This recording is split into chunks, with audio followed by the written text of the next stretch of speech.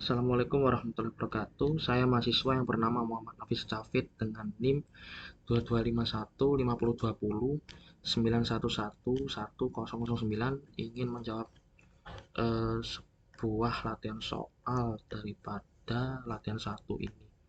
Di mana pada latihan satu ini kita menentukan akar-akar persamaan non-linear dengan menggunakan bahasa pemrograman Python dan dengan menggunakan metode biseksi. Sebelum lanjut lebih jauh, metode biseksi itu sering dikenal dengan metode setengah interval yang intinya itu untuk menentukan nilai daripada X1 dan X2 ini kita mengambil sebarang nilai bebas secara random sesuka hati yang mengoperasionalkan rumus tersebut. Tanpa berlama-lama kita lanjut ke codingan. Pertama-tama langkah yang pertama yang harus dilakukan adalah import library Python terlebih dahulu. Yang pertama adalah import matplotlib.pyplot splt, lalu yang kedua adalah import numpy snp, lalu yang langkah yang kedua kita lakukan set nilai daripada variabel x dan y, di mana nilai daripada variabel x dan y adalah np.linspace. np.linspace ini kita import library np numpy dengan linspace. Terus untuk nilai min 2 ini adalah interval daripada yang sudah ditentukan. Intervalnya adalah min 2 4, lalu angka 30 ini eh, apa ya? Saya set untuk Saya set untuk menentukan nilai atau titik-titik pada grafik yang akan saya bentuk. Lalu untuk yang variabel y itu kita set dengan fungsi fx x pangkat 4 min 4 x pangkat 3 min x kuadrat plus 10 x min 1. Lalu langkah yang berikutnya adalah kita lakukan plotting garis plotting garis plotting garis plotting garis x dan y. Terus habis itu kita lakukan plotting sebuah garis daripada nilai x dan y itu tadi yang sudah ditentukan. Plotting garis nilai dari x dan y yang sudah ditentukan. Lalu yang terakhir kita plot show ini untuk menampilkan plotting garis dan plotting yang membentuk, maaf ketik saya terlalu cepat,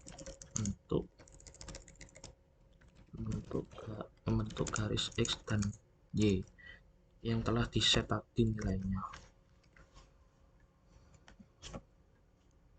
Nah, pertama-tama untuk setting plotnya adalah plt.plot dimana nilainya adalah x dan y.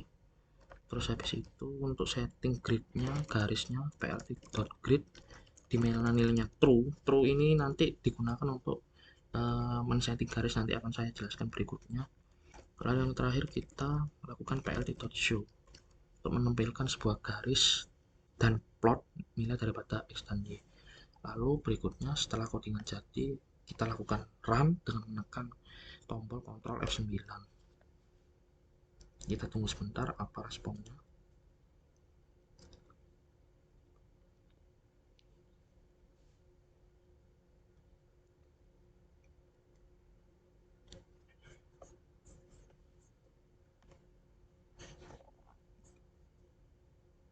Oh, ternyata ada yang error di bagian sini pada variabel y. Kita cek kembali untuk memastikan variabel y fx sama dengan x pangkat 4 min 4 x pangkat 3 min x kuadrat oh iya kurang ini, ditambah 10 x min 1. Kita coba jalankan kembali Ctrl F9. Nah, codingan sudah berhasil jalan dan sukses, maka nanti akan membentuk plotting seperti ini dan garis garis grid seperti ini membentuk pola ini. Nah, kembali ke pertanyaan pada nomor 2 dan 3. Dengan metode grafis, kira-kira ada berapa nilai X? Nilai X itu berapa yang mengakibatkan f(x) sama dengan 0. Terus di sekitar X, jumlah X itu berapa yang mengakibatkan fungsi f(x) itu sama dengan 0. Kalau dibaca berdasarkan grafik, kita dapat tarik kesimpulan bahwasannya eh, untuk pernyataan nomor 2 ada sekitar mungkin, kalau bukan mungkin, ada 4 nilai X yang mengakibatkan f(x) sama dengan 2. Yang pertama ada min 2, lalu yang kemudian f(x) yang mengakibatkan f(x) sama dengan 0 ada 0, lalu kemudian ada 1, dan kemudian ada 3. Nah, untuk menjawab pertanyaan yang nomor 3, di sekitar X, jumlah X itu berapa sehingga f(x) sama dengan 0. Jumlah X itu ada 4 dengan nilai sebagai berikut, seperti itu. Sekian presentasi dari saya untuk menjawab soal daripada latihan 1. Kurang lebihnya mohon maaf.